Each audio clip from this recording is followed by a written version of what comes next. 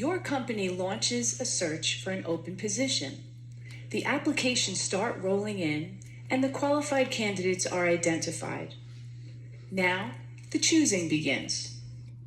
Person A, Ivy League, 4.0, flawless resume, great recommendations, all the right stuff. Person B, state school, fair amount of job hopping, and odd jobs like cashier and singing waitress. But remember, both are qualified. So I ask you, who are you going to pick? My colleagues and I created very official terms to describe two distinct categories of candidates. We call A the silver spoon, the one who clearly had advantages and was destined for success. And we call B the scrapper, the one who had to fight against tremendous odds to get to the same point. You just heard a human resources director refer to people as silver spoons and scrappers, which is not exactly politically correct and sounds a bit judgmental. But before my human resources certification gets revoked, let me explain. A resume tells a story, and over the years, I've learned something about people whose experiences read like a patchwork quilt that makes me stop and fully consider them before tossing their resumes away.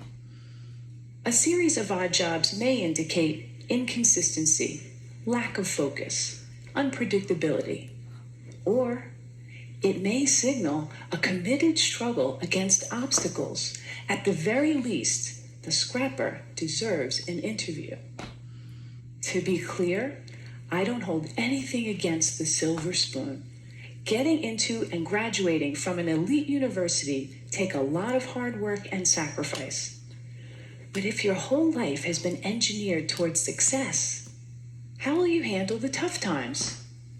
One person I hired felt that because he attended an elite university, there were certain assignments that were beneath him, like temporarily doing manual labor to better understand an operation. Eventually, he quit. But on the flip side, what happens when your whole life is destined for failure and you actually succeed? I want to urge you to interview the scrapper. I know a lot about this because I am a scrapper. Before I was born, my father was diagnosed with paranoid schizophrenia, and he couldn't hold a job in spite of his brilliance. Our lives were one part cuckoo's nest, one part awakenings, and one part a beautiful mind. I'm the fourth of 5 children raised by a single mother in a rough neighborhood in Brooklyn, New York. We never owned a home, a car, a washing machine, and for most of my childhood, we didn't even have a telephone. So I was highly motivated to understand the relationship between business success and scrappers because my life could easily have turned out very differently.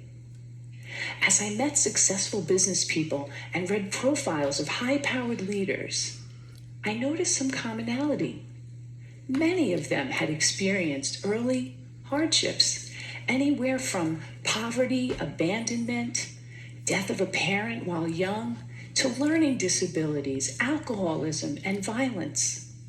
The conventional thinking has been that trauma leads to distress, and there's been a lot of focus on the resulting dysfunction. But during studies of dysfunction, data revealed an unexpected insight that even the worst circumstances can result in growth and transformation. A remarkable and counterintuitive phenomenon has been discovered, which scientists call post-traumatic growth. In one study designed to measure the effects of adversity on children at risk, among a subset of 698 children who experienced the most severe and extreme conditions, fully 1/3 grew up to lead healthy, successful, and productive lives. In spite of everything and against tremendous odds, They succeeded 1/3. Take this resume. This guy's parents give him up for adoption. He never finishes college. He job hops quite a bit, goes on a sojourn to India for a year, and to top it off, he has dyslexia. Would you hire this guy? His name is Steve Jobs. In a study of the world's most highly successful entrepreneurs, it turns out a disproportionate number have dyslexia. In the US, 35% of the entrepreneurs studied had dyslexia. What's remarkable, among those entrepreneurs who experience post-traumatic growth, they now view their learning disability as a desirable difficulty, which provided them an advantage because they became better listeners and paid greater attention to detail. They don't think they are who they are in spite of adversity. They know they are who they are because of adversity. They embrace their trauma and hardships as key elements of who they've become and know that without those experiences, they might not have developed the muscle and grit required to become successful. One of my colleagues had his life completely upended as a result of the Chinese Cultural Revolution in 1966.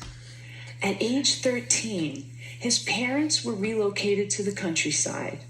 The schools were closed, and he was left alone in Beijing to fend for himself until 16, when he got a job in a clothing factory. But instead of accepting his fate, he made a resolution that he would continue his formal education. 11 years later, when the political landscape changed, he heard about a highly selective university admissions test. He had 3 months to learn the entire curriculum of middle and high school. So, every day, he came home from the factory, took a nap, studied until 4 a.m., went back to work, and repeated this cycle every day for 3 months. He did it. He succeeded. His commitment to his education was unwavering, and he never lost hope. Today, he holds a master's degree, and his daughters each have degrees from Cornell and Harvard. Scrappers are propelled by the belief that the only person you have full control over is yourself. When things don't turn out well, scrappers ask, what can I do differently to create a better result? Scrappers have a sense of purpose that prevent them from giving up on themselves. Kind of like if you've survived poverty, a crazy father, and several muggings, you figure, business challenges? Really? Piece of cake, I got this. And that reminds me, humor. Scrappers know that humor gets you through the tough times and laughter helps you change your perspective. And finally, there are relationships. People who overcome adversity don't do it alone. Somewhere along the way, they find people who bring out the best in them and who are invested in their success. Having someone you can count on, no matter what, is essential to overcoming adversity. I was lucky. In my first job after college, I didn't have a car, so I carpooled across 2 bridges with a woman who was the president's assistant. She watched me work and encouraged me to focus on my future and not dwell on my past. Along the way, I've met many people who've provided me brutally honest feedback, advice, and mentorship. These people don't mind that I once worked as a singing waitress to help pay for college. I'll leave you with one final valuable insight. Companies that are committed to diversity and inclusive practices tend to support scrappers and outperform their peers.